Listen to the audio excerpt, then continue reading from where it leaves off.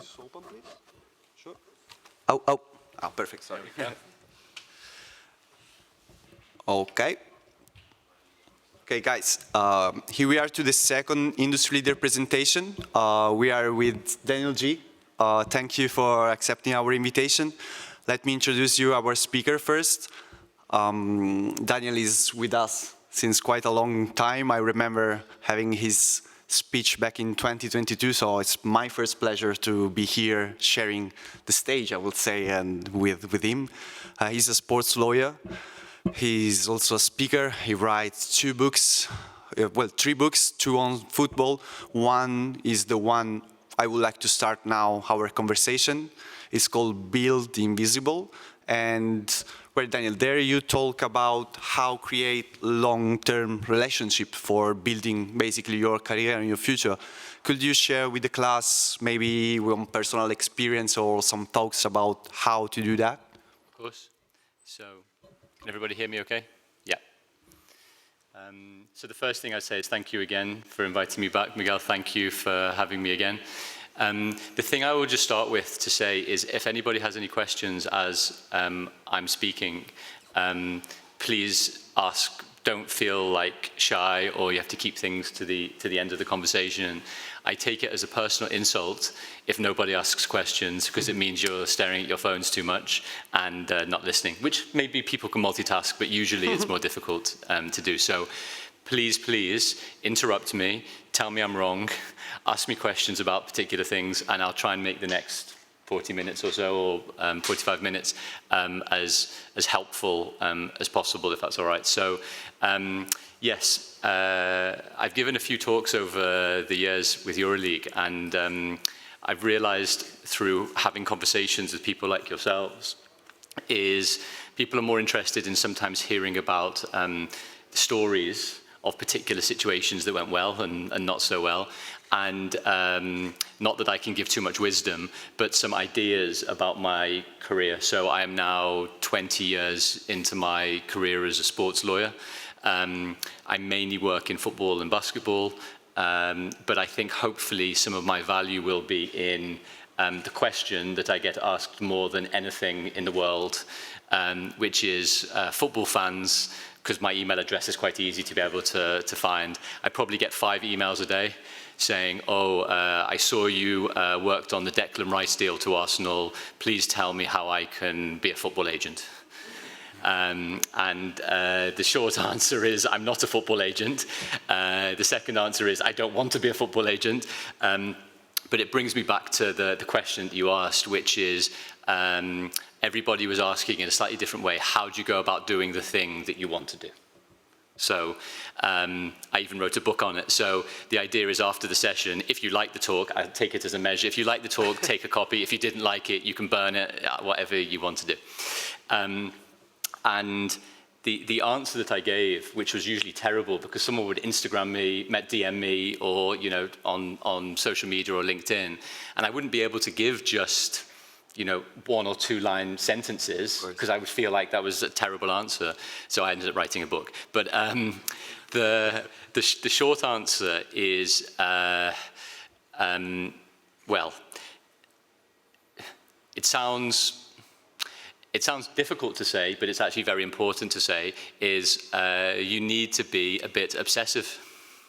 Now, everybody can tell you, well, you can follow your passion and you can find your dream and you can do it quickly and all of this type of stuff. I am here to tell you the old-fashioned story, which a lot of the time is, it's very difficult, you'll need patience and it will take time. But the thing is, that doesn't sell books. And it doesn't sell the dreams in the short term. But what I wanted to try and do is give you a few examples of how things started maneuvering for me in particular directions.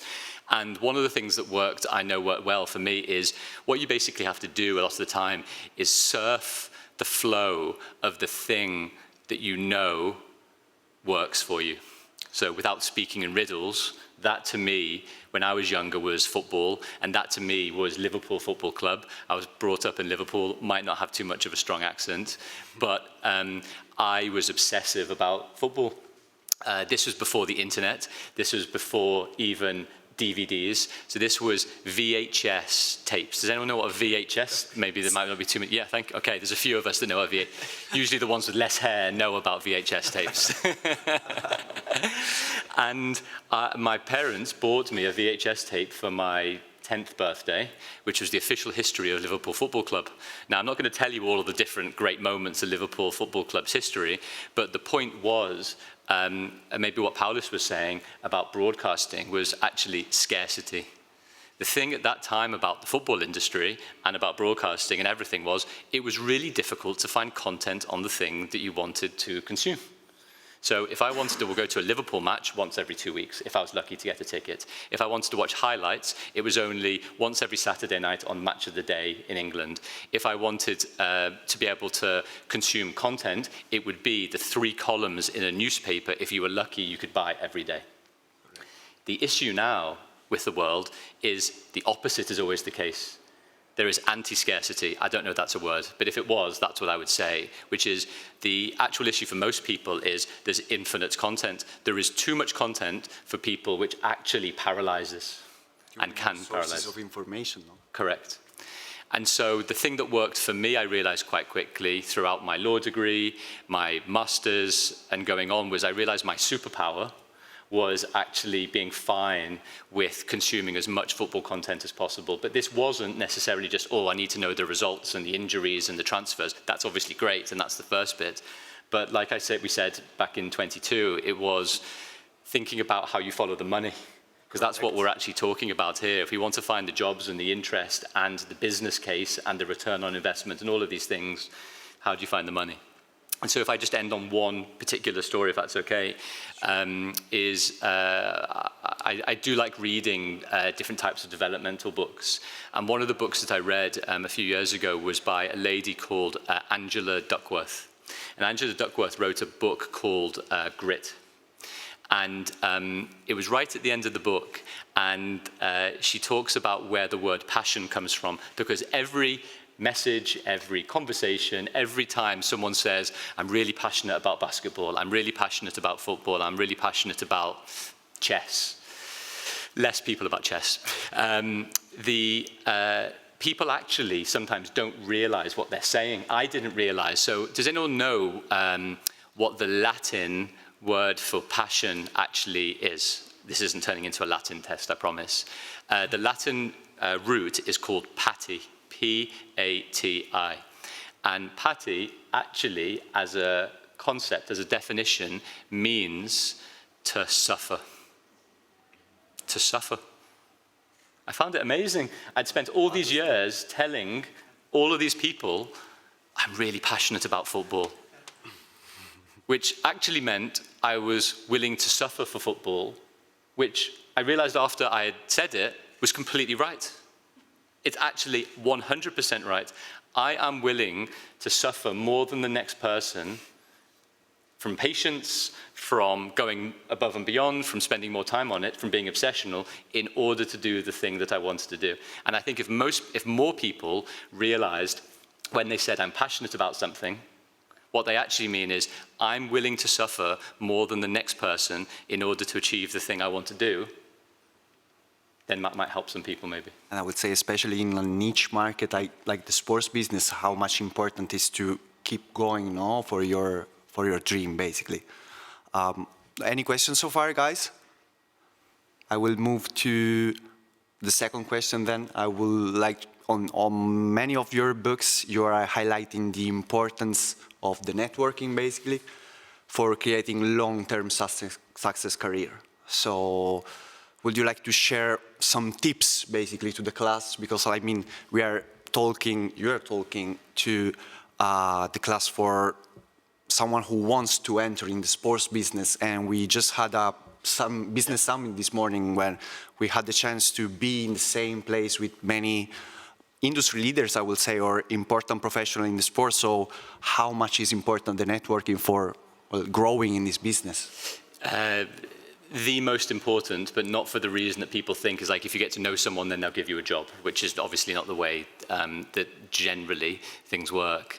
When we were preparing for this over the last week or so, I was thinking back when I had more hair, about the day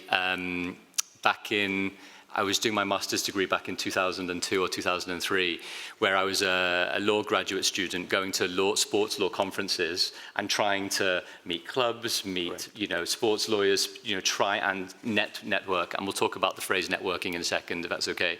But it was the worst, and it was the worst because you go into a room and every one of your insecurities is magnified 10 million times.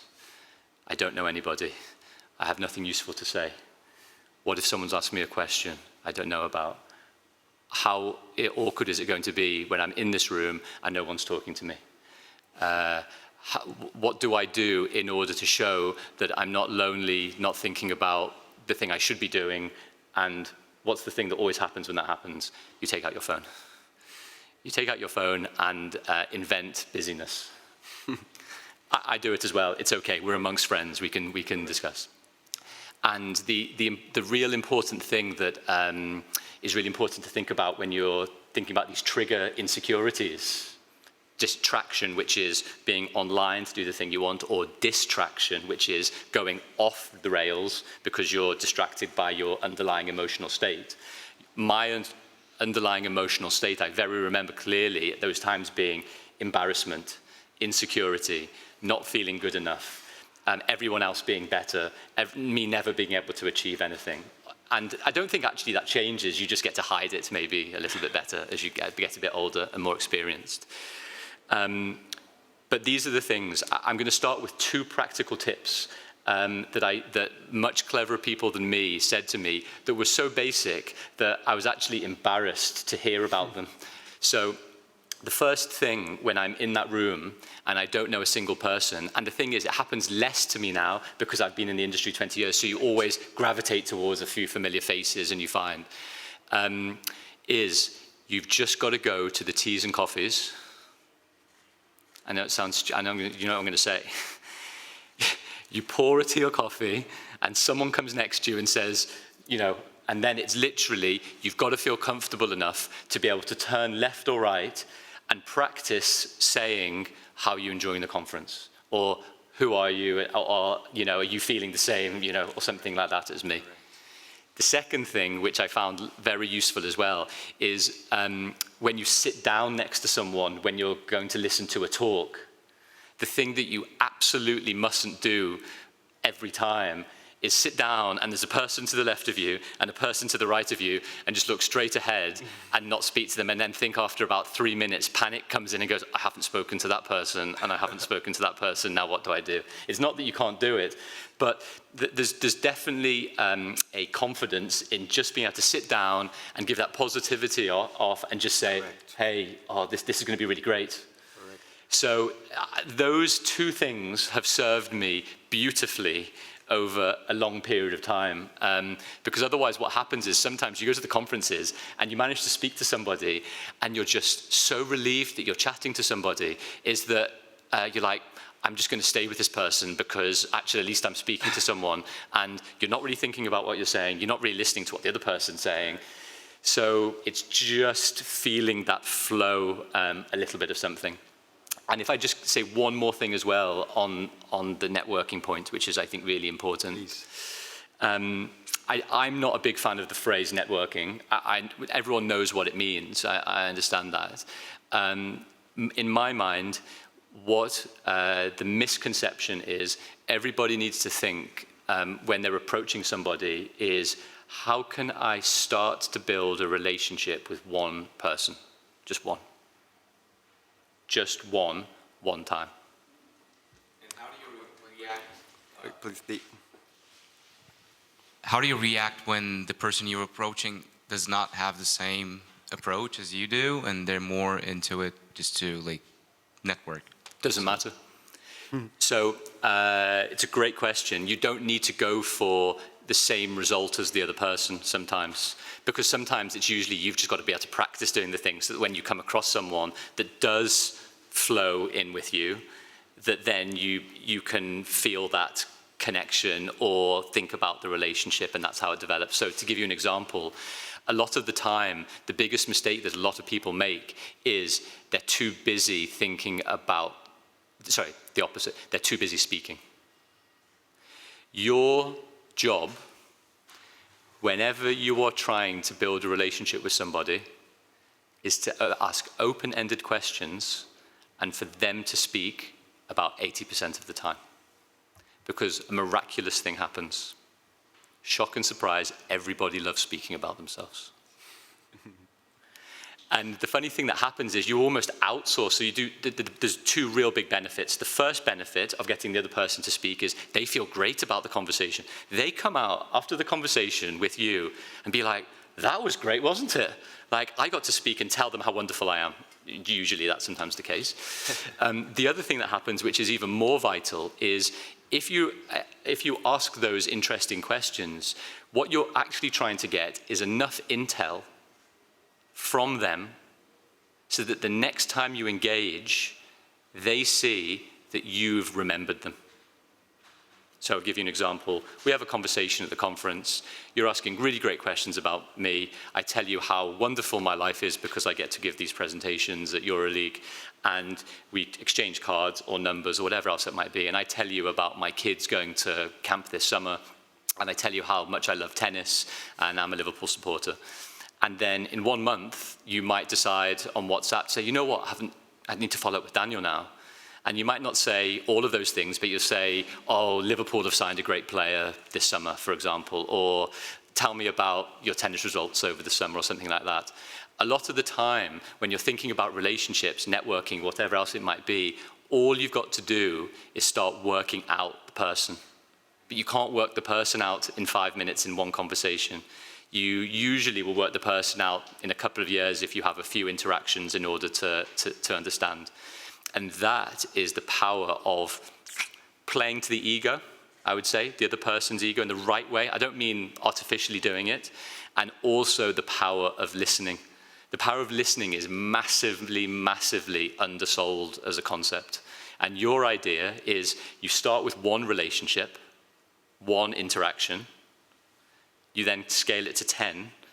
You go to 100, I don't want to say too far, but the idea is ultimately with networking, the network concept is scaling of individual relationships to multiply, to create opportunity, if that's knowledge, network, job, or otherwise. And if you can do that in that relationship setting, it fundamentally changes your approach to how you deal with people on a day-to-day basis, I think.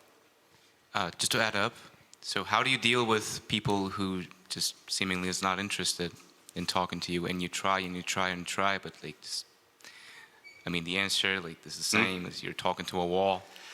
Well, if that's the case, there's always really interesting and very socially acceptable ways out, which is you can be quite assertive with it, which is, it's lovely speaking to you. Looking forward to catching up again soon. I mean, everyone as a human being gets a sense of how the conversation's going or otherwise, and I've had some terrible ones over the years, but I think that's all it can be. But the thing you have to, I think, recognize is, I have this phrase, right, that is, nothing is a waste and everything is an opportunity. So you'll still take a learning from that, which is, I know how I don't want to be if somebody starts having a conversation with me. And you also know how to unravel yourself from a conversation if it's not going to plan. And it also means that you can then start helping others when they ask you the same question later down the line. So you can always look to a negative of something, but usually there's plenty of learnings that you can sort of work through, I think. Thank you so much. Okay. Thank you. And Daniel, let me add something that I don't know if you agree, but I think that more like also linking with great question, I would say more you are being able to go out from your comfort zone at some point, like being able to approach to someone from scratch, basically, as Daniel was saying. And I think the more you can improve, no, at some point you can also realize that maybe it wasn't that bad. No? At some point they might be surprised that the positive outcome might be more than the negative ones. Well, we're going to talk about failure and difficulties and stuff in a little bit, but well, we can talk about it whenever you want, but I think you're totally right. I think it's a mindset idea, and so there's There's a really, I promise I won't turn this into a book club, but I'm going to give you another book recommendation, which is a book called by a lady called Dr. Carol Dweck, and her book is called Mindset. And it's one of my favorite books. It's very dense. It's got lots of words on a page, so it's quite, I find it quite intimidating sometimes reading those books, but it's really worthwhile. If you can't manage that, she gives a brilliant TED talk called The Power of Yet. So I'll talk about that in a second. But her book basically on mindset is talking about research done by a gentleman called Marty Seligman. And Marty did research all around his idea of what's called growth mindset. So you guys might have heard about this, growth mindset. But I really like the optimism of her book and the TED talk. So the book is trying to explain how, in different ways, ideally what you need to be thinking about is if you have something that goes wrong, the thing that you need to be really clear about is the possibility that things can get better. Otherwise, you have a very reoccurring belief in yourself that you can't get better, that this is your level and you can't improve. And that's obviously an incredibly pessimistic place to be. And so the TED talk that she gives, which I really love, is about, she tells us about a story about a school in the US, a primary school who do standardized testing. But they have if the kids pass, then they pass. So it's just a P for pass. But they have a phrase that they have if any of the kids don't attain the level in order to pass the exam, which is called NY, which is not yet. And as you can probably see, it's a very basic concept, but the ultimate idea behind it all, in my mind, is whenever you put yet at the end of something, it makes a lot of things more optimistic. You can put the most pessimistic thing in front of a yet, and it feels a lot less worrisome, actually. It's like, I haven't passed my exam yet. I haven't got a girlfriend. Yeah, I've got a wife, so it's okay. So it's, you know, and I think that's a really, really, really important thing, is a lot of the time, it's very easy to put a downer on stuff. Correct. Shall I tell a couple of my failure stories, or would you like to start with something else first? Well, I would like to ask you first, because I think that was a very interesting point, but we will take time a little bit later. Now we are talking with a class. Basically, most of them are currently working while studying this program. Is pretty heavy, you know. It's like, how do you think they can, how important is to manage the short-term goal that might be, you know, their current job, with the long-term goal that for some of them might be to enter into the sports business? Yep. And you advise some of them on how to manage. Like, I think it's a crucial point for them to not be also overwhelmed at some point. Well, I can only speak from my experience again, which is as Miguel knows as well, for quite some time before I started working for Euroleague. I started as a lawyer in 2005. And for the best part of 11 years, I'm smiling and smirking because I can remember it very clearly. I was a vegetables lawyer, and I was an aviation lawyer, and I was a financial, I know, yeah, literally. I know you're looking at me like, this does not sound as interesting as football and sports lawyer. You're absolutely 100% right. I was a car parts, aviation, financial services, and agriculture lawyer. I was basically an EU regulations lawyer. So how did I get from there to football and sports lawyer? Well, the short answer was I realized that if I could read 150 pages of vegetables regulations, I could definitely read 150 pages of Euroleague regulations or football regulations. But the underlying point was, in the beginning, what I had to do was just start this knowledge side hustle. That's what I was really doing. So if you can imagine, I'm back in 2006 or 7. I'm doing all of these random sector work like most people do in life. But I'm still obsessed with football. I'm still reading all the cases. I'm still trying to understand how things work. And I started a blog in 2004 when Blog 5, maybe when blogging wasn't as fashionable. And there was nobody else really writing about football legal cases. Now, it doesn't sound as sexy as that, but really it was these footballers that were getting into trouble all the time. Carlos Tevez, Javier Mascherano, John Terry, Anton Ferdinand, Nicolas Anelka, Luis Suarez. Luis Suarez kept on getting into trouble about lots and lots of times. If he wasn't biting someone, he was doing other things. But, you know, as a Liverpool fan, I still quite like him. And what ended up happening is, in the short term, if you talk about, this was basically my side hustle. So I had my day job, and my day job sometimes wasn't short either. Like, you know, and if you ask my wife, now then was girlfriend, she'd be like, why are you still writing about this case at 11 o'clock at night, whatever else it might be. But what ended up happening was I, you know, over about a 10-year period, wrote around 250 blogs on the football industry. And that was just from reading lots. And then what happens from then, as you can imagine, journalists read it, they need comments, you get put into papers, you get onto internet sites, and then broadcasters pick up that, and then they get in touch and say, can you appear on BBC or Sky to be able to give comment on this particular topic? And then what happens, some sports clients see you because you've suddenly got a status. You know, like, you have to sometimes play the status game, which can be quite important, and then ask me questions about, can we do this? What do the new regulations say about this? And that's how the first clients came along.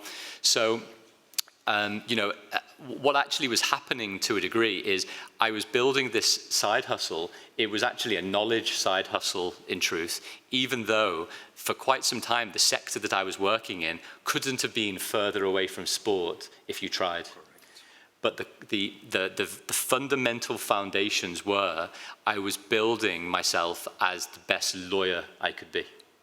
So I still had to be able to draft a contract. I still had to be able to understand employment law. I had to still understand what image rights or NIL were going on. I still had to be dealing with disputes, with reputation things, when things go wrong, whatever else it might be, and then develop all of those soft skills around writing an advice note, doing a good email, speaking to a client on the phone, building emotional intelligence.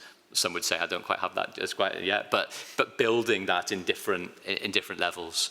And what then happens, really, I would say, is it went from side hustle to identity and job. I know this is not going to sound great, but 8 years from not doing much sports work to basically it being then my career. And my big break, if I can just talk about that for maybe 1 minute, if that's okay, is just as I started my new job at Sheridan's, which is a law firm I've been at for almost 10 years now, I got an email from a guy, I didn't know who it was, saying, I'd read your football broadcasting blog, and that had actually been one of my most read blogs, actually. And we're in London for the weekend, can I ask you some questions on it? It turned out that this guy and his boss were the owners of the MLS team, DC United, and they were about to invest in a Premier League football club. So I go to the meeting on the Sunday, and I thought it'd be like a 10-minute meet, like half-an-hour meeting for a coffee. 3.5 hours later, they're still grilling me on every rule, every regulation. What were you doing this? What were you doing that? I still didn't know at the time, and then they phoned me a few days later to say, can you help do the legal work for the first Premier League takeover in 8 years? And so if I go back to the first point, it was, I didn't think at the time when I wrote my first blog, or my 30th blog, or my 50th blog, that somebody would find it, would then use that as the basis to employ me as a lawyer. But ultimately, that was the hard work that I had to put in order to be able to do the thing that I wanted to do. Now, I was doing it for my knowledge benefit, ultimately, but in the end, I asked them, how did you find my football broadcasting blog? And they said, we typed in football broadcasting rights into Google, and yours was the #1 organic search. And so that was the fascinating thing, because it could have only been the most organic search if lots of other people had read it in the first place. So that's what I found interesting. So the side hustle becomes the day job. and then the day job from the knowledge acquisition in the first place becomes the thing you do. That sounds great. Like, as you said, you start growing and building your status, but without, it's impossible, I think, without knowledge, as you said, right? Like, it's something that builds your status first, then the network, then maybe the network comes easily after that. I would like also to ask you, because in your book it's something that you highlight a lot about the consistency and habits for, I mean, as a routine for achieving or maintaining, I would say, a high-level career. Do you want to share with the class maybe some of your habits of your routine, or maybe some advice on that, or how do you think it's important? Yeah, so, well, I have this phrase basically that says, I think I plagiarized it from someone else, but I'm gonna take it as mine, which is consistency beats intensity. The problem again with that phrase is it's incredibly boring, because what everyone wants to do is they want to feel inspired. They read a book, you start your new year again, and you have all of these ideas around, I'm going to be a new person, and I'm going to change all of these fantastic things, and all of this stuff's going to happen. And that's just human nature, and that's absolutely fine. And everybody is very intense for short bursts. The problem with intensity is it starts like here, and then degrees. And I always think about inverting intensity, basically, which is, what ends up happening is you default to your underlying habits. And most of our habits are very, very unconscious, because they are so ingrained. We just keep on doing the same things, the same things, the same things, which means change, ultimately, is very tricky. Because unless you make some uncomfortable changes, or you're giving that bit of self-reflection, nothing changes. So I read a book called Atomic Habits by James Clear. I'm not sure if anyone has read that. Really, really good. I mean, I can probably summarize it in about 3 sentences, so I don't want to spoil it for you. But the idea is you make very, very small change, and after about 26 days, that becomes a habit. But you have to show up. And so there's another really good TED talk by a guy called, a Harvard professor called B.J. Fogg. And this guy is very cool, because he basically said he wanted to tone up, but he knew that getting a gym membership at the beginning every year was a recipe for disaster, because he would go, you know, for the first week in January, and then you realize it's August and you haven't been since. As we all did at some point. Correct. So he said that instead of doing that, what his idea was to hook on a new habit to an existing behavior.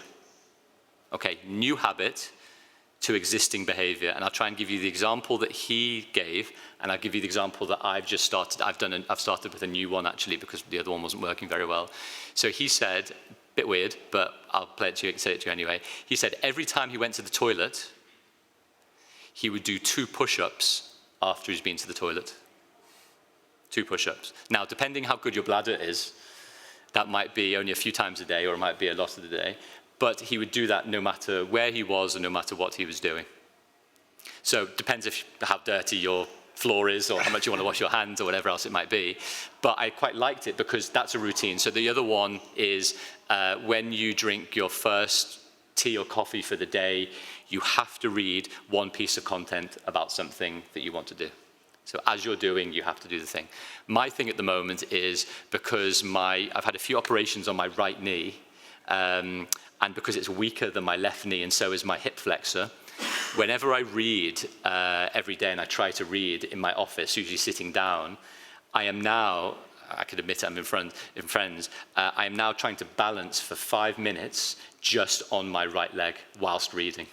Now, it's a weird thought, like a weird look, but if I know I'm going to read every day, the thing that actually is easy to do is just to remember for those first 5 minutes, can I just get a bit more strength in my right knee and in my right quad and in my right hip flexor to be a little bit better with it? And it's actually been really good. I've done it now for 2.5 weeks or so. So I know whenever I pick a book up, I'm like, oh, I've got to balance for the next few minutes. But you get over that and you're okay with it. But yes, but the thing that's tricky about change is you're the only person that is going to hold yourself accountable to it. So, and this goes back to the title for Build the Invisible to a degree, is unfortunately, nobody else is seeing the invisible work that's going on that you want to try and do. No one checking on you. No one's checking on you. Nobody cares. I mean that in a nicer sense. Ultimately, it's up to you to decide how to do it. And the thing that really helped me, and I wasn't that person at all for a long time, was I actually just had a journal. Especially in COVID, I found when you're interacting less with people, but I found it very useful subsequently. Now I have a little gym in my house where I have a board and I just do my 10 minutes of exercises a day to hold myself accountable. But the board is a very visible place, and if I look and I'm like, oh, I didn't do my thing yesterday, it annoys me that I haven't done that habit for the day. So the thing that I would say in order to make very small manageable change is literally that bit around just noting it down. Can you do 1 day? Can you do 3 days in a row? Can you do 5 days in a row? Because the actual superpower is not intensity, it is consistency. And it's not even significant consistency. It's like, can you do something 10 minutes a day for 1 year? Like 0.01% of the population would be able to do it. It's that difficult. But that is the competitive advantage that you have over almost everybody, because no one's doing it. And it sounds really sad, and I don't take it as a compliment sometimes, but whenever I was blogging and doing all these things, that's probably what I didn't realize at the time, but that's what I was doing. I was doing something quite consistently over quite a long period of time, and that's what most people, you know, for whatever reason, don't necessarily do. And we all pass by difficulties, roadblocks. Let's go now to the topic that it's quite hot, you know, because like we all experience failures, roadblocks, and at the same time we all are living in a super fast changing right now world. So how much do you think it's important, and how you have been able to handle your roadblocks, your failure, and what's your mentality, well, what's your idea about the adaptability and his importance in nowadays world especially? Well, especially if it has been a change on this point, because it's not sure 100% that, you know, in a more fast world, the adaptability is more maybe, you know, than before. Yeah, I also think there's a thing around everyone feels like everyone wants everything straight away as well. So there's a patience thing I think we can come on to a bit as well. But I'll just try and give you a few examples of when things went like wrong for me and try and just work out a few lessons of it, some more significant than others. So I remember my first appraisal as a lawyer.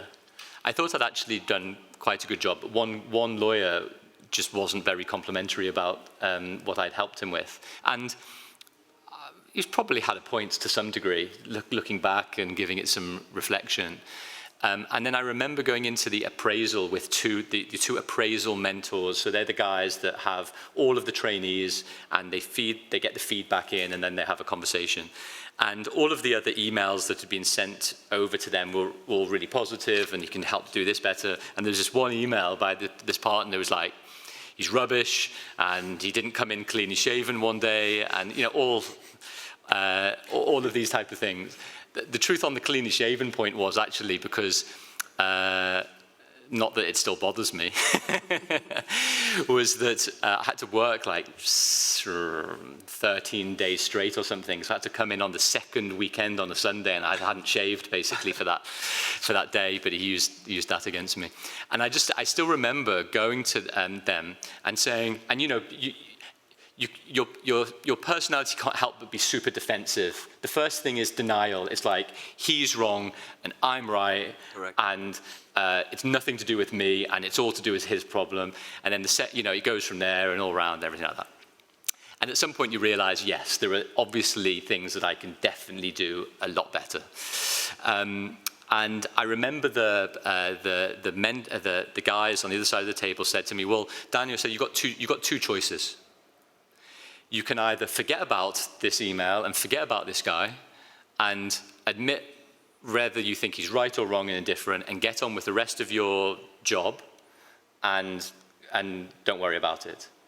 Or, and this is the problem, they gave me a challenge.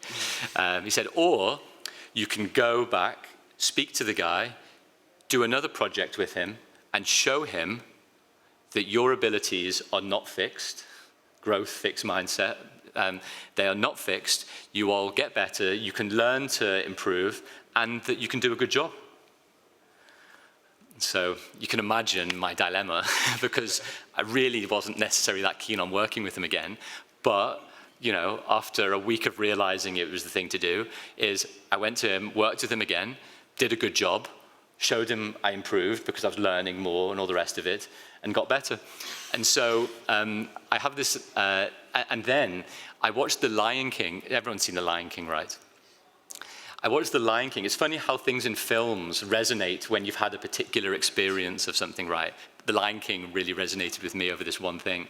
And the bit in the film where Simba goes to the lake or the pond and the monk, is it Rafiki is the monkey? Rafiki, yeah. Rafiki is telling Simba to come over because he can see Mufasa. He can see Mufasa. Come, I'll show you your dad. And then they realize that Simba's the dad. And Rafiki goes, and before that, he goes to smack him on the head with his staff, doesn't he? And then they have this conversation. And so Rafiki says to Simba, you can either run from it or you can learn from it. And I suddenly was like, oh, that's actually quite profound. I never thought about that idea before. And the other story that sort of gets me a lot of the time is I've started playing a lot more tennis again. And this was the power of embarrassment, actually. So I had this, I don't know how I got on to talking about tennis, but it was only 30 more seconds, I promise, I got to the final of my local tennis club championship, which for me was nice, okay? And I was playing doubles, but I ended up playing doubles against these two, internationally ranked tennis players, which was annoying, because they absolutely killed us. Not 6-3 or 6-4 or 7-5, 6-1, 6-love. And the final lasted 50 minutes. So I'm getting off the court, and I'm like, oh my God, this is the worst thing. And there's loads of people that come. My dad's come to watch me, obviously. I'm telling Dad, don't come to watch me. He's come to watch me. And you're trying to keep it in. You're trying to pretend it's not a big deal, because it's not really a big deal, but you obviously feel like it's a big deal. And I just remember feeling really embarrassed. The problem with that was, and I didn't realize it until quite long afterwards, is I then stopped playing tennis for about 7 months. From that, whenever it was, 3 or 4 years ago, July, until the following February or something. And it was a completely unconscious thing, but it was an unconscious thing because I'd been totally embarrassed and my ego was significantly hurt. Even though everyone that watched it, everyone that probably played in it apart from me, had never given it another thought again, ever. It was me. It was my thing. But the problem with that was I really love tennis. I really love playing tennis. I really enjoy it. And my embarrassment and my negativity took me away from the thing that I really, really wanted to do, but didn't do for a while. Which meant that, all the usual stuff, it took me, and then I was 6 months later, it's why haven't I picked up a racket again? I was but the point still stands where whatever negative trigger, emotion, self-reflection thing you're gonna have, you either run from it or you learn from it. And the problem is that learning from it hurts. On the tennis thing, it hurts, which is not important at all, a nice learning point. The appraisal thing, which absolutely hurt because it's your job, it's the thing that, and it's embarrassing. But ultimately, you've got a very conscious decision to make, and there are things that you can control, and there's things that you can't control. And the thing that I could control, which is my reaction to the event. And slowly but surely, you start feeling a bit better and a bit more comfortable about it. But as you can see by me talking about it, it's still quite an important feeling that you have, that then the next time it happens, you've got to work out how to deal with it.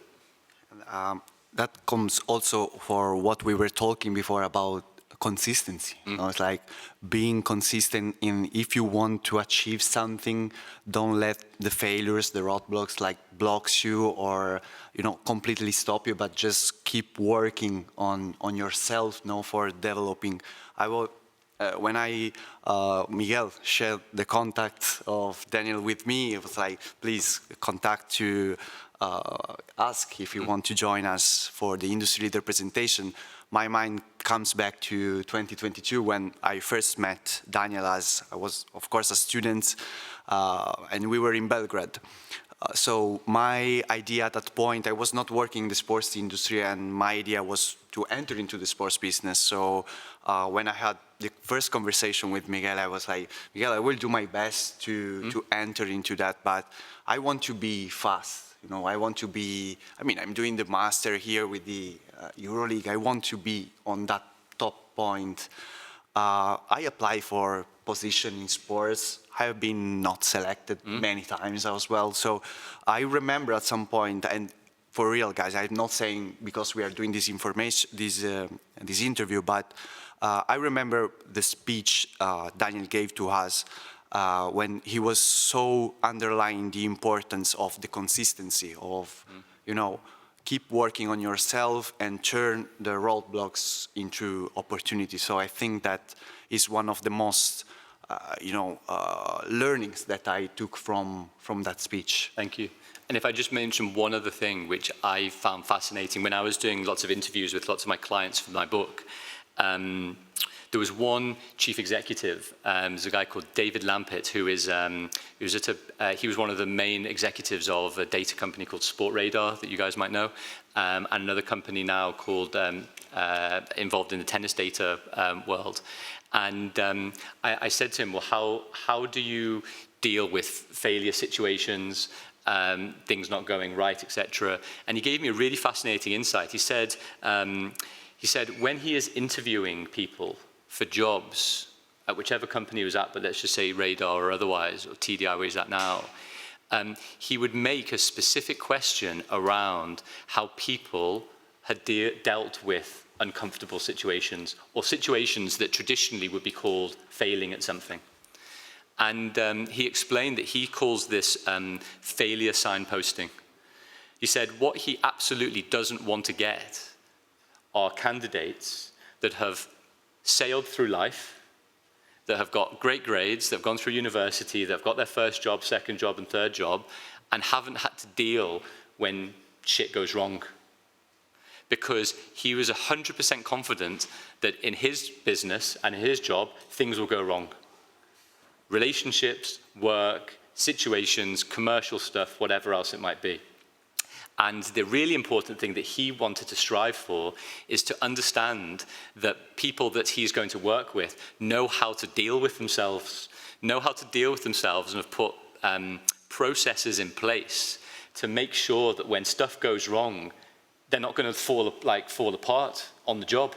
Now, I'm not saying that's the right or wrong way of falling apart and dealing with it, but ultimately being able to manage your emotional state so that when stuff doesn't always go to plan, he feels confident in the recruitment process that he's gone through that can make a difference. And I really like that, which is, you know, you can either embrace all the great stuff that everybody does or try and work through particular instances of demonstrating how stuff didn't go to plan, but how it could get better. Let me link you, well, you highlighted most the importance. You quoted some books, you know, quoted some references from many influential people. How is important to get a reference, I mean a mentor for your developing career? Did you had someone, how they, him, her help you to achieve your objective, being the best version of yourself that you can be, of course? Yeah, Well, I think I've had two types of mentors. The first mentors are actually all the books from the people that I've read that I really like. So I wrote down just some of the people that they have no idea who I am, but I would consider them my quite strong mentors. Like there's a lady called Philippa Perry, who is a psychologist in the UK, and she's written two of my probably favorite 3 all-time books. And she absolutely will have no idea who I am, but they have helped me incredibly in dealing with myself, in dealing with other people, in giving a very interesting style of writing, which I would say as well. So I've got all of these authors that I am anonymous in their lives, but they are very sort of half central to significant in mine. So I think sometimes the thing is that when you have that, they become more personal because they are the people in your brain rather than the external people that you're having conversations with. But I would also say, look, in terms of mentors, there's always lots. I would even go back to, like, I was getting quite sentimental and thinking about, like, my childhood teachers. Like, they've taught me some great lessons sometimes. Or even, you know, the people that I worked with at my previous law firms that went out of their way to help. So I remember when I was leaving one of my jobs, there was a guy called Alex who I worked with. The email came round to say, you know, these people are leaving at this time. You know, he didn't need to come out of his office and come down 3 floors and knock on my door and see how I was doing. But he did, just to check on me and sort of, so I find that interesting thing around empathy as well, which is quite an important element. The reason why I say that is because linking relationships to networking, to people generally, the thing that I've found the most, which is not meant to be cynical, but people think, well, there's an idea, I think, that when you go and get in touch with somebody, within reason, other people think it's for your benefit. I'm going to reach out to them because maybe there's something they can help me with. Right. You know, so the first step is always what, you know, you can do for me. I think a lot of the time, sometimes the strongest relationships I've managed to develop are sometimes because you're reaching out to someone because they're going through a difficult time.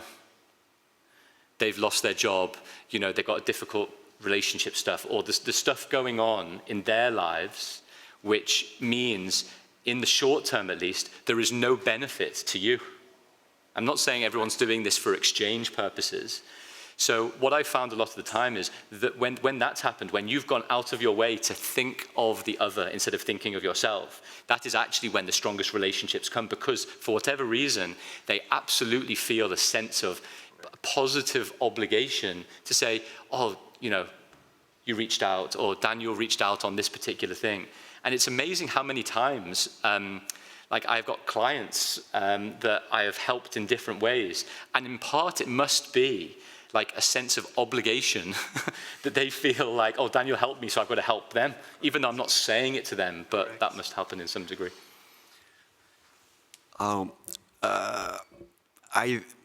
lied to you before because I told you that it was a hot topic, the roadblocks. It was, but I think that we are talking to the class for sports business students right now. So I think that the most interesting part for them that might be which advices can you give to some young or not young, I mean, not important the age, but someone who is not maybe in the sports industry to get in? Yep. Like, what's your tips for them? I think the objective for most of the people, as was back for me, it was to find a way, because we were discussing by telephone before, during when we were preparing for this interview, for you know, understanding how is this a niche market and how I can get inside. How can I enter into that? Okay, so I've got 3 things for you. I know it's hot, and thank you for everyone staying with me. So 3 things, and then if you got any questions afterwards, then absolutely happy to talk more. So the first one, right? I remember writing the end chapter of my book and then realizing I needed to change the whole book because of one thing that I had an idea about, which is the idea of exams. So I have this thing about exams versus learning. And I think my biggest problem I had for a long time was whenever I was trying to acquire knowledge, I was trying to acquire knowledge to pass an exam. And my problem with that was then you're not learning for learning's sake. You're learning as a transaction in order to do something to get a grade. So what does that mean? For me, that meant is that when I was learning and then regurgitating and how much my memory was good and whether I could write it or not in a good enough time, what happened is that knowledge on the whole faded. It fades after 1 week or 2 weeks when you finished your exams. Then what's the point? The point, I understand, is to get to the next step of your academic or educational career. But the thing that I realized is the only thing that really stuck was all of my football knowledge, because I was willing to keeping on compounding the foundations of the foundations of the foundations. So my first point is what's really important is to think beyond exams. So you think that exams are the final part of your learning. The thing is, it's actually the beginning. And I had to fundamentally rethink my idea with knowledge creation or knowledge building, because I had to stop thinking of it like an exam that I needed to pass and almost like a life lesson for the rest of things, so that everything builds on top of each other. So that was the first thing, which was, I think it's really important to think about how you build knowledge differently as how you would just pass an exam. And I think there's quite a few techniques we can think about afterwards for that. The second thing, which we discussed a bit, is it's fashionable and unfashionable to say, but it's patience. Now, it's easy for me to say, be patient, because I'm working in the industry and I'm doing the thing that I wanted to do. But it was probably about 9 to 11 years of patience, I would say. And I think the problem with patience is just because of the way things move so quickly nowadays, people are practicing patience less. So I'll try and give you one example really quickly, which is, I remember 2 weeks ago, I was with my girls. I've got an 11-year-old and a 9-year-old, and they were buying stuff for their holidays, and they're on Amazon, and they're picking a couple of things that they want out, and they click on it, the cart to buy, and they literally put their eyes up in the air like, oh my God. I was like, oh, what's the matter? And they're like, oh, the bikini's only coming tomorrow. Which I think you can probably guess what I'm getting to. It's less about bikinis. But the point is, when I was growing up in the 80s and 90s, I remember going through my football magazines, and the back pages were always the catalogues of the football shirts that I always wanted for my birthday or for Christmas or for whatever else it might have been. And it said in the small print, orders will be delivered within 28 days. 28 days, like a month. And I remember for this one Liverpool shirt, like coming home for school every day, like running back to mum and going, has my Liverpool shirt come? Has my Liverpool shirt come? And every day it didn't come, and like 5 weeks later it came. And it just got me thinking around this idea of whether you call it frustration or patience or whatever, but and I hate to say, oh, in the olden days, everyone used to be more patient because of whatever. But I actually think it's slightly different to that, which is I just had to practice patience a lot more. There was this thing that you couldn't get instant gratification for so many things because they just weren't there to be able to get. So I'm not sure whether then as a result, the practicing of patience now becomes more of a superpower because everybody is expecting things quicker. So I wonder whether there is something in this around that idea, is my second thing. And if you're able to have that slightly better relationship with patience or the need of instantaneous everything, then that might be an interesting thing, I think. And the last thing I would just say, which is linked into that, because it's the same point as patience, because, you know, if I wanted to watch a box set 10 years ago, it was brilliant because I could go on to, I'm trying to remember what place you could buy box sets from, but you could buy a box set and a DVD with all of the box sets would be delivered in a week or whatever else it might be. Nowadays, you can get box set on Amazon, on Netflix, and you can watch them all straight away. And this takes me just to my last point about attention. So third book I'll quote, and this is the last one, but this is probably my favorite. There's a book by a writer called Kevin Kelly, and it's all just about things he wished he'd told his younger self. And his best quote, I think, in the book is he says, "Pay attention to what you give your attention to." And I really like it. I really like it because ultimately, it's actually a very interesting feedback loop. I think if you're spending 20 hours on Netflix a week, you're probably paying a lot of attention to Netflix. If you are spending 20 hours a week trying to build your knowledge in a particular area, then that's probably what you are doing and what you are giving your identity to. So I think the really interesting thing there is that the attention thing, I know in the conference this morning you're talking about attention spans and attention and consuming stuff generally is quite important. But in my very strong view, everybody just needs to reflect a tiny bit on what you're giving your attention to on a weekly basis. I read a statistic in The Economist this week that said most under 23s are spending 5 hours a day just looking at their phones. Now, there can be productive ways of looking at the phones and there can be destructive ways of looking at your phones. I don't mind that. You've got to try and find the productive ways of looking at your phone if that's what you're going to do. But I think this whole idea of paying attention to what you're paying attention to becomes very important, because then the next question that most people say is, I just don't have enough time. I don't have enough time to do the thing that I want to do, which I think is total bullshit. Can I say bullshit? Of course. And that's not me trying to be too lacking of empathy, but there is always time. It's just, again, everybody's unconscious routines of deciding what they want to do. But ultimately, it comes back to attention, not attention span, but just bearing in mind on a weekly basis, and even just doing a bit of an experiment. See what you do on a weekly basis in terms of your attention.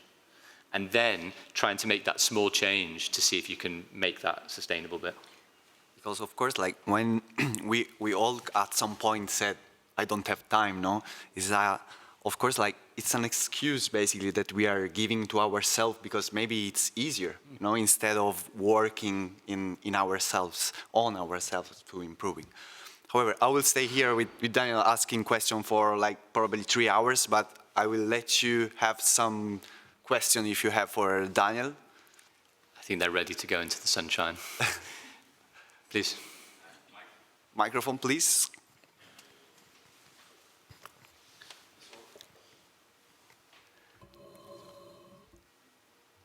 Yeah. You mentioned sort of when you're getting feedback, obviously you go into defense mode, and only then, as life goes on, you start to reflect on maybe actually the right thing was said. How do you, what are your suggestions how to not go into that defense mode and actually start listening at the time and, you know, not block out the feedback that you're receiving at that point? Sometimes it's actually not necessarily doing that. So the thing that I do is you've got to recognize the emotion, or usually it's the trigger. What triggers the insecurity? So there's one thing about recognizing the trigger and the emotion that you feel. It's another thing actually deciding how you want to control it, which then becomes, I think, the most vital thing. So that only comes with time and a little bit of reflection and probably a bit of therapy, is the truth, which is absolutely fine. I think what you've got to try and do is work out when those patterns keep reoccurring. So the idea is that if something triggers you to have the same emotional response, it's actually not trying to dull the emotion or the trigger. It's actually understanding what is happening and then trying to do something about it. And without becoming a psychotherapist or a psychiatrist, usually it's to do with stuff that's happened in your childhood or stuff that's happened, you know, in your adolescence, and working through that and realizing there's particular reasons why some things trigger you in particular ways. And after that, it's actually a matter of being able to control your ego and yourself, which sometimes can be different things, and then working out the response that's probably going to be the most productive. Because otherwise, you just, as soon as you start going out of control, And we saw that a lot last night in different ways, which is fine, by the way, in some controlled instances where that becomes quite a nice venting, I guess, to some degree. Then that's usually what leads to problems. So the self-reflection, what is the trigger, what's the emotion that happens, and then how do you deal with that in order to control yourself better the next time is usually what works best for me.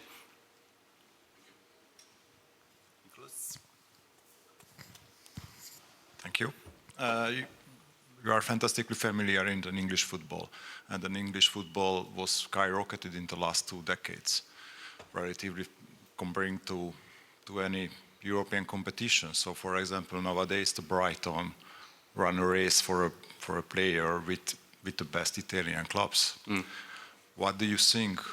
What was the turning point in English football? Why?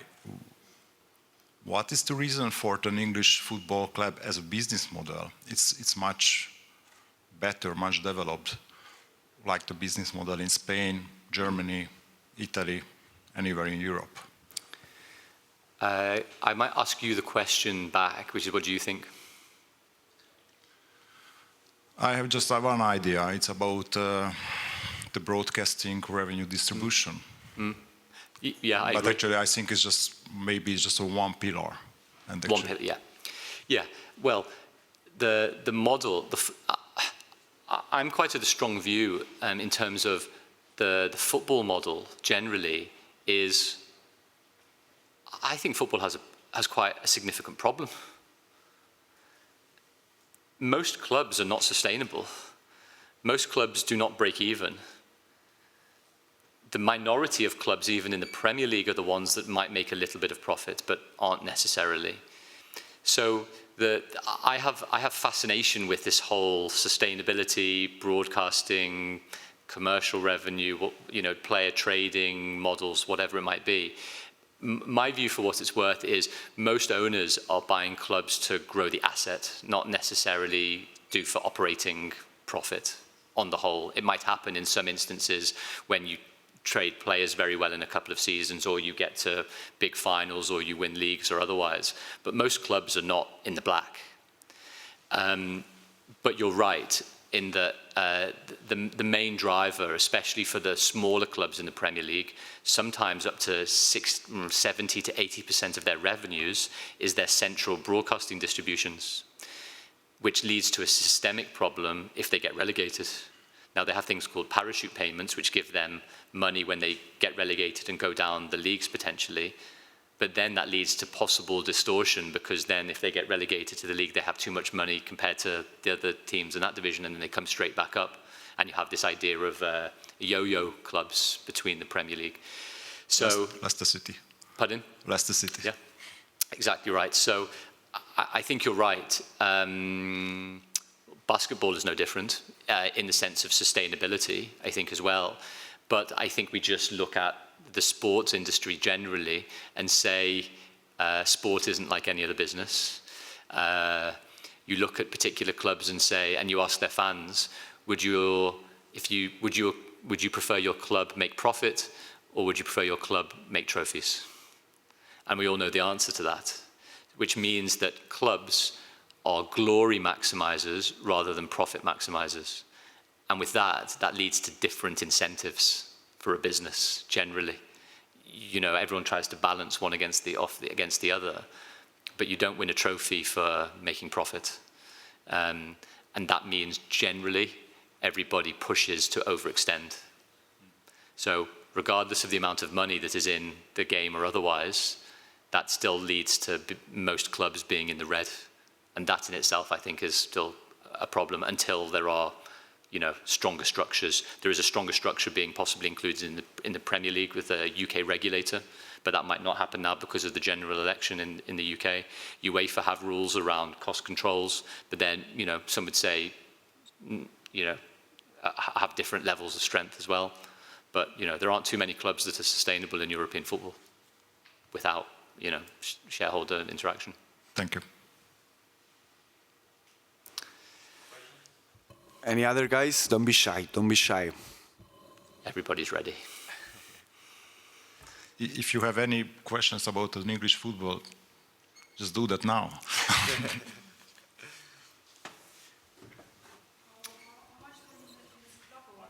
Oh. Oh, right. Yeah. Yeah, well, a lot. So I'm a Liverpool fan. And, well, two things, one sporting and one personal. So, well, it's more or less the same. The sporting one was, he's responsible for my favorite ever Liverpool game, which is the Barcelona Anfield game. So Liverpool played Barcelona 2019. We lost the first leg 3-0 at Camp Nou, which is no disgrace. The problem with the game was we were brilliant. Like, we missed so many chances, and then Messi scored 2 of the best goals I've ever seen. And I remember after the game thinking, how has this just happened? Because I still to this day think it's one of Liverpool's best ever performances. We were dominant. Maybe yeah. And I remember for the home game thinking, if we play as well, there's always a chance, but you don't really think there's a chance. And some of the people in my team, I have 2 Man United fans in my sports team at Sheridan's, and a few Everton fans, and a few Arsenal fans.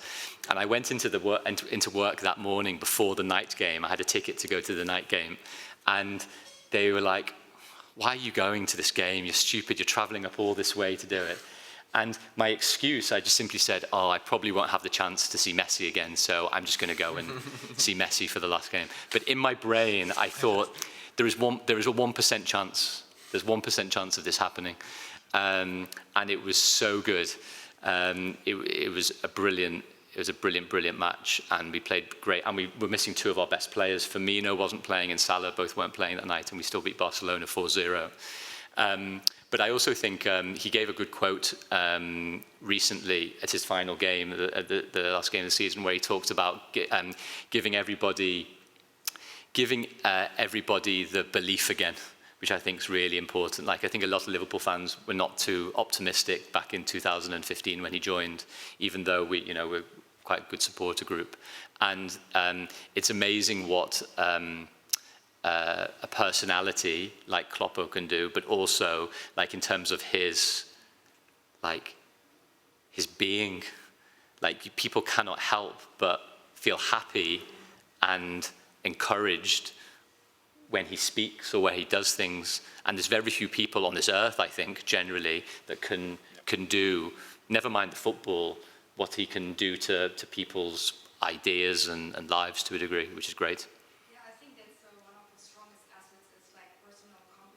And you also see that in the German Bundesliga right now with Xavi, I mean, with such a much lower,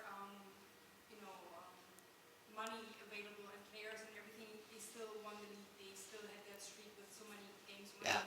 So you see, I always say, like, on that level, everybody knows how to play ball. Yeah. It's more to that, to win a game now. It's that personality. And I think they are like very much alike. They're different generations, but it boils down to that personal and social competences you have to have. That's a much better answer than my answer, so yeah. I always love these press conferences and in English, like, just so funny. Well, it was like the first thing, like Jose Mourinho, Chelsea comes in and says, I'm the special one. Yeah. And Kloppo in his first conference says, I'm the normal one. Yeah. Or you remember when you talk about, like, everybody can say fuck, you never let me say fuck, and he said, no, it's fog. That was so funny, Like, yeah, he will be great with this. Hopefully he will take over the national team at some point. I think he will. You think so? Yeah. I think so. And then I'll become a German team supporter rather than an English team supporter. I have a British friend from London who texted me, if I get him any tickets to the games, he will put on his Germany jersey. I'm like, okay, that's a lot. He wants to take it to the sun, Arsenal fans, by the way. What's your and the fans' opinion about Hungarian Diamond, Dominik Szoboszlai? Oof. He's fantastic. Thank you. Is he your son? I mean, very, very briefly, like, to be able to get the Hungarian captain from Red Bull for the price like 50 million or whatever it was, I think is extremely good. He started his first half of the season was exceptional, probably one of the best debut seasons from a Liverpool player in a long, long time. The second half he found more difficult because English winters are not great. I mean, German winters aren't particularly great either. And he ended the season better as well. But I think under Slot he will fit in perfectly. And the interesting thing is we have a lot of leaders, a lot of captains in the Liverpool team, which is also important. Scottish captain, Hungarian captain, Dutch captain, Alisson's been captain for Brazil, Egyptian captain. You know, I think sometimes the leadership element becomes quite important for teams.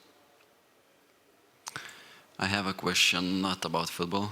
It's okay. I don't even know how to formulate this question, to be honest. But I know two things, maybe three. First one is that I want to be in sports business. Second one, that I don't know what I want to do in sports business. And third one, that for now I don't have like any experience in sports business. Yep. My question would be, what would you suggest to a person like me who wants to be in sports business, but he didn't find like any specific thing that he wants to spend 10 minutes a day and learn that, I don't know, stuff or how it's called? Thank you. That's the question that I would say, so you're not unique. I get that question 99% of times. If I was to say, what's the one question you get? That is the question. So I have two answers for that. One is read my book. The second is actually quite straightforward, but until you hear it, it's difficult to know. Okay, so this is what you've got to do. For 2 weeks, you have to read or listen or watch 3 pieces of sports business content. Okay? And then for each piece of each one, you have to write down on the list, so Monday to Friday and 3, the topic of that piece of content, okay? And then rate from 1 to 10 how much you enjoyed it, okay? You can probably guess what I'm going to with it, which is after 2 weeks, let's just say you do it on a weekday, so that's 15 pieces, so that's 30 pieces of content. You will have, and it can be across sports, because you don't know just yet, so try and purposely do it across. No, sorry, no, it's basketball. Oh, so it is basketball you want to do? Yeah, sorry. You've suddenly narrowed 98% of the market. So sports, business, basketball. So it is? Yes. Well, are you absolutely sure it's basketball? Yes. Perfect. Well, then it's even more straightforward. So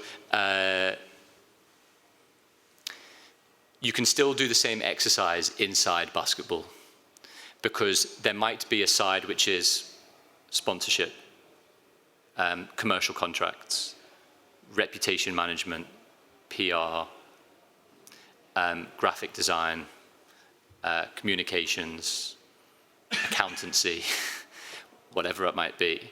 But what kind of content do you mean? So, simply do this. Go onto Google and type the words sports, business, basketball. And as you keep going down the links, there must be 150,000 pages of sports, business, basketball articles. And then what you will do, within reason, without me being sarcastic, is try and find the most authoritative places where you can find sports, business, basketball content. And you'll probably know some of them already. But what you should try and do is find about 20 to 25 websites, generally, that give this type of information. And then what you do is you start consuming them on a day-to-day basis. And the thing is that will actually make it better for you is don't give any preconception about what you may like or may not like more, but just start ranking them by giving them a score. And after a certain amount of time, what will probably happen is you will find a pattern that you might not have actually realized was actually there, that you're enjoying more than otherwise. So the thing is, what you've got to do is you've just got to literally you've got to jump straight in, go for it for a while, rather than be paralyzed with the, I'm not quite sure, so I don't know what to do. And you might need to do it slightly longer, 3 weeks or a month, but whatever you do, do it, and then look back over that either sheet or sheets and look at the different topics that you enjoyed the most, and you will almost certainly be able to join the dots and be like, actually, this might be the thing. And I think that will help you, because you're just doing a forensic job, basically, of the things you might be doing anyway. And that tends to help, I think. Okay, thank you. Okay.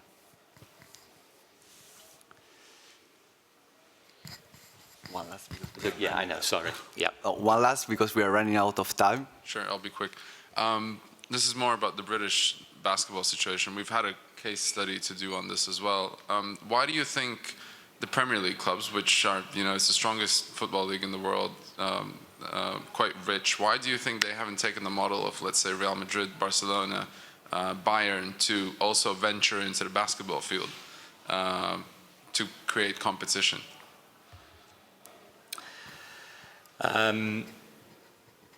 There's a few ways, but I think ultimately it's probably a couple, which is there isn't a strong history of multi-sport club ownership in the UK. There are very few entities that are football clubs and anything else, actually, in the truth, whereas across Europe especially, with so many clubs, it has always been multi-club. I think in part it might be to do with members, like the members being participants or being members of the basketball club and the hockey club and the football club and the whatever it might be.